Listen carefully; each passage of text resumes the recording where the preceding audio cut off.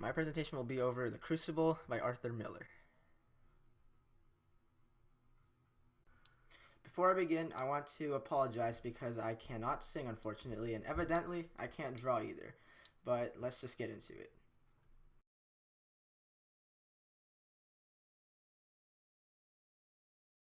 So we'll be analyzing how Miller connects the Salem witch trials to McCarthyism to illustrate the never-ending cycle of human faults.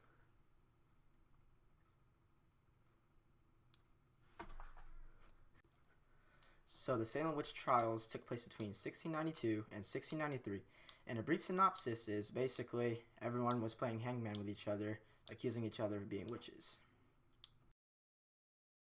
McCarthyism took place between the 1950s, and everyone was being accused of being commies.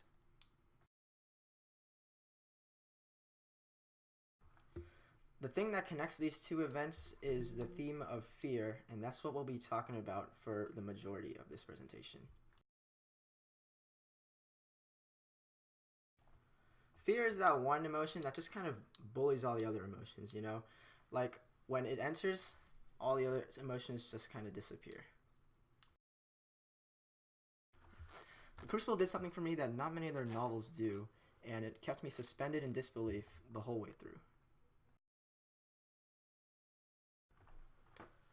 For example, when they search Elizabeth for the puppet, accusing her of voodoo, they end up finding the puppet, and Cheever says he's never seen such proof of hell.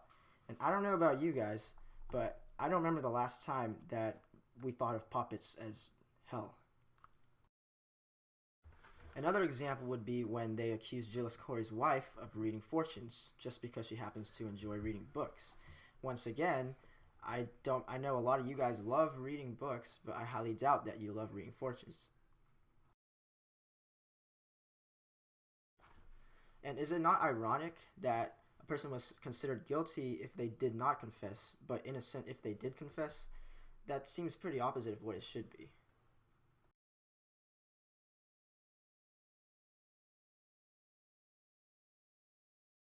So you all may be wondering how the people of Salem could justify these examples of irony, exaggeration, and downright disbelief. Once again, they all tie back to this simple idea of fear. The people of Salem let fear control their lives, their actions, their beliefs, their philosophies, and just completely turn their lives upside down. However, this brings up the question of the source of that fear. And in the case of Salem and the Crucible, in the words of Danforth himself, they feared that there was a moving plot to topple Christ in the country.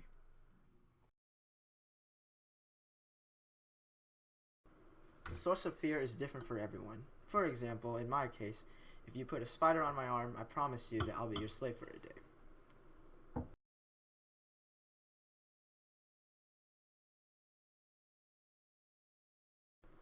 This ties into the next part of my discussion over McCarthyism, otherwise known as the Red Scare.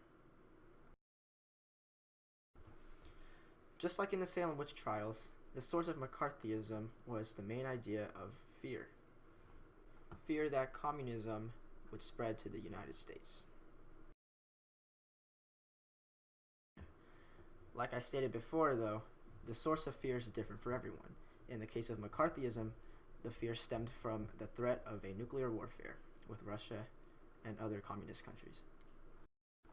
During the period of McCarthyism, the people were being accused of being communists and were assumed guilty before the trial even started. This can also be seen during the Salem witch trials in the Crucible.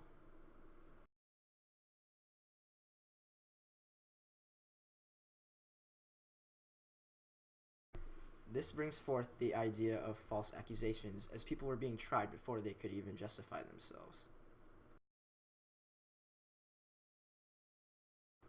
So we've looked at both McCarthyism and the Salem witch trials, and we noticed some similarities. In both cases, people were being falsely accused and were assumed guilty before anything even happened. In addition to this, both cases show that people allowed these things to happen due to their own sources of fear. The thing that separates these two events, though, is the context of that fear. This brings me to my next point, that fear is universal, fear is different for everybody, and fear is eternal.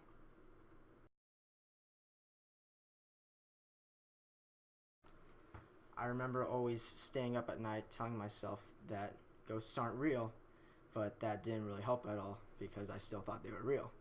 This kind of tells me that you can't really escape fear.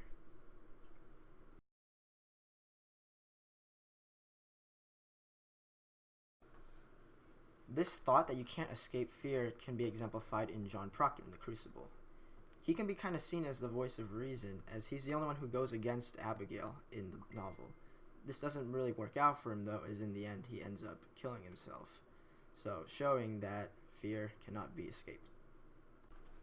Because of this, and the fact that fear can stem from any different context, history can and will repeat itself, and humans will make the same mistake over and over again. You can see throughout history how people use fear to control others. In the Nazis, the communists, and even Jonathan Edwards in the Second Great Awakening.